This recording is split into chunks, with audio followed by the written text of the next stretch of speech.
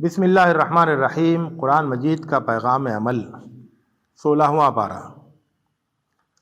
علم سے صبر پیدا ہوتا ہے اور صبر سے کامیابی ملتی ہے۔ علم سے اطمینان حاصل ہوتا ہے اور زندگی کی سعادت کے لیے اطمینان ضروری ہے۔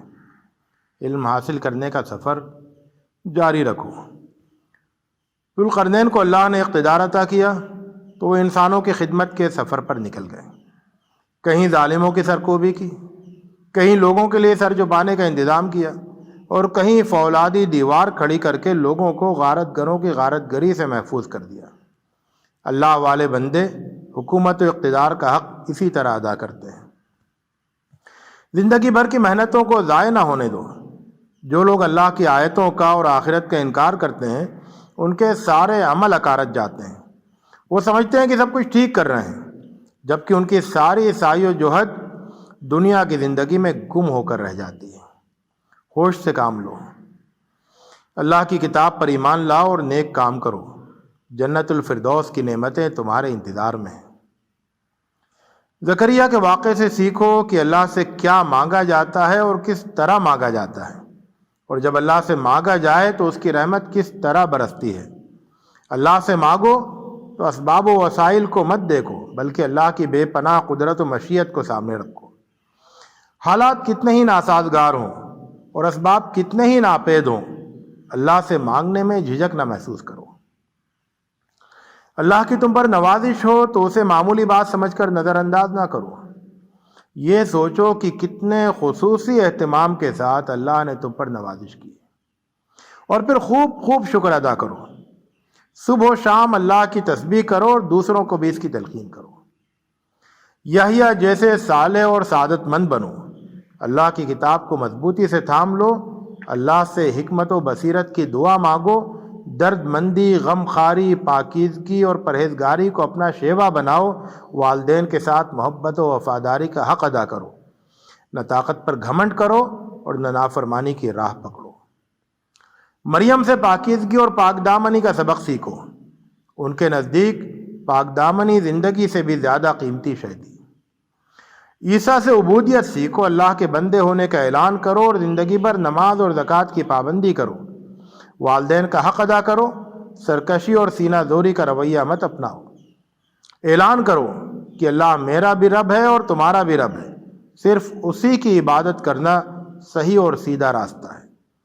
ابراہیم سے محبت و دلسوزی سیکھو۔ کتنی نرمی اور کیسی محبت کے ساتھ اپنے باپ کو توحید کی دعوت دی۔ باپ نے دھمکیاں دیں تو وہ بھی ادب سے سنی اور آخر تک اپنی محبت و دلسوزی پر قائم رہے۔ اللہ اپنے سچے بندوں کو ضائع نہیں ہونے دیتا۔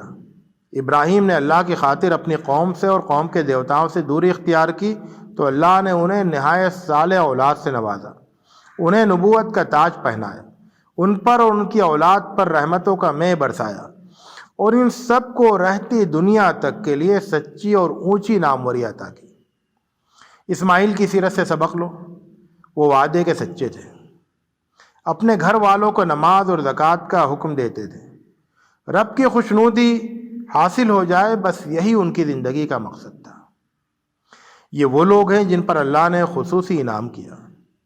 ان کا حال یہ تھا کہ جب انہیں اللہ کی آیتیں سنائی جاتی تو بے اختیار سجدے میں گر جاتے اور روتے روتے ان کی ہچکیاں بن جاتی۔ لیکن بعد میں وہ لوگ آئے جنہوں نے نماز ضائع کر دی اور خواہشات کے غلام بن گئے۔ ایسے لوگوں کا انجام بہت برا ہوگا۔ لیکن اگر وہ توبہ کر لیں، ایمان اور حسن عمل سے آراستہ ہو جائیں تو ان کے لیے بھی رحمت اور مغفرت کے دروازے کھلے ہوئے ہیں۔ یہ مت دیکھو کہ دنیا میں کون زیادہ شان و شوکت اور منصب و دولت والا ہے، یہ سوچو کہ آخرت میں کون شان و شوکت اور مقام و انعام والا ہوگا۔ جھوٹی امیدوں میں مت جیو، یہاں کا سب ٹھاٹ یہیں رہ جائے گا۔ نیکیاں آخر تک ساتھ رہیں گی اور وہی آخرت میں کام آئیں گی۔ اپنے ایمان کی حفاظت کرو اور اچھے کام کرتے رہو۔ اللہ تمہیں ایسی جگہ رکھے گا جہاں محبت ہی محبت ہوگی۔ قرآن پاک رحمت کی کتاب ہے۔ اس میں ایسی کوئی بات نہیں ہے جو بد نصیبی کا سبب ہو۔ یہ تو خوش نصیبی کا راستہ بتانے والی کتاب ہے۔ اس میں یاد دہانیاں اور نصیحتیں ہیں۔ ان کے لیے جو اچھے انجام کی تمنا رکھتے ہیں اور برے انجام سے ڈرتے ہیں۔ اللہ کے سوا کوئی معبود نہیں ہے، بس اللہ کی بندگی کرو، اللہ کی یاد کے لیے نماز پڑھو، قیامت آنے والی ہے اس کی تیاری کرو۔ جو آخرت کو مانتے نہیں اور خواہشات کی پوجا کرتے ہیں وہ تمہیں نماز سے روک نہ دیں۔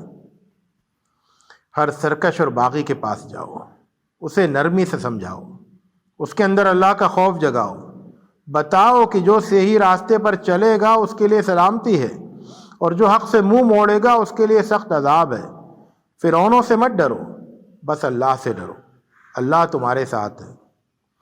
اللہ کی دعوت کے لیے نکلو تو اللہ سے دعا کرو، میرے رب میرا سینہ کھول دے، میرا کام آسان کر دے، میری زبان کی گرہ کھول دے، میری بات کو قابل فہم بنا دے، مجھے اس راستے میں رفیق و مددگار مہیا فرما دے۔ جادوگروں کا ایمان اور ان کی استقامت دیکھو۔ فرعون نے کہا، تم سب کے ہاتھ پاؤں کٹوا کر کھجور کے تنے میں کیلوں سے ٹھکوا دوں گا۔ جادوگروں نے کیسی عظمت کا جواب دیا کہ ہمارے پاس روشن نشانیاں آ گئی ہیں، اب ہم ان کے اوپر تجھے ترجیح نہیں دے سکتے، جو کرنا چاہے کر لے، جو کچھ کرے گا اس دنیا ہی میں تو کرے گا، ہم تو اپنے رب پر ایمان لائے، اب ہمیں بس اسی کی فکر ہے، اب ہمیں بس اس کی فکر ہے کہ ہمارے گناہ معاف ہو جائیں۔ ہمیں مجرم بن کر اللہ کے پاس نہیں جانا ہے، بلکہ مومن صالح بن کر جانا ہے۔ بنی اسرائیل کی تاریخ بڑی عبرتوں والی تاریخ ہے۔ اللہ نے کیسے بدترین ظالموں سے انہیں نجات دی، پھر کیسی کیسی نعمتوں سے نوازا، لیکن اس بدبختی کا کیا علاج کہ یہ سب کچھ فراموش کر کے بچھڑے کی عبادت کرنے لگے۔ جب اللہ کا خوف دل سے نکل جائے تو انسان کتنا اندھا ہو جاتا ہے اور کیسی پستی میں گر جاتا ہے۔ اللہ نے قرآن میں طرح طرح سے نافرمانی کے برے انجام سے ہوشیار کیا ہے تاکہ تمہارے اندر اللہ کی ناراضگی سے بچنے کی فکر پیدا ہو اور تمہاری غفلت دور ہو جائے۔ قرآن پاک کو اطمینان سے پڑھو اور دل میں زیادہ سے زیادہ علم کا شوق پیدا کرو۔ اللہ نے آدم کو نصیحت کی تھی، وہ نصیحت بھول گئے اور غلطی کر بیٹھے، تاہم آدم نے احساس ہوتے ہی معافی مانگی اور اللہ نے ان کی توبہ قبول کر لی، انہیں ہدایت سے نوازا اور اونچا مقام عطا کیا۔ تم بھی ہٹ درمی سے بچو اور توبہ کا راستہ اختیار کرو۔ اللہ کی ہدایت آ چکی ہے، اب جو اللہ کے بتائے ہوئے راستے پر چلے گا بد نصیبی سے محفوظ رہے گا، اور جو اللہ کی نصیحت سے منہ موڑے گا اس کے لیے زندگی نہایت تنگ ہو جائے گی اور قیامت کے دن اسے اندھا اٹھایا جائے گا، اس کا انجام بہت برا ہوگا۔ لوگوں کی باتوں میں نہ آؤ، اللہ کے راستے پر جمے رہو اور ہر وقت اللہ کی حمد و تسبیح کرو، اس طرح تمہیں سچی خوشی حاصل ہوگی۔ لوگوں کو ہم نے دنیاوی زندگی کی جو شان و شوکت دے رکھی ہے اس کی طرف نگاہ اٹھا کر نہ دیکھو۔ تمہارے رب نے تمہیں جس نعمت سے نوازا ہے وہ بہت بہتر ہے اور باقی رہنے والی ہے۔ اپنے گھر والوں کو نماز کی تلقین کرو اور خود بھی اس کے پابند رہو۔ اللہ کی ناراضگی سے بچو گے تو اچھے انجام سے ہمکنار ہوں گے۔ وآخر دعوانا الحمد للہ رب العالمین۔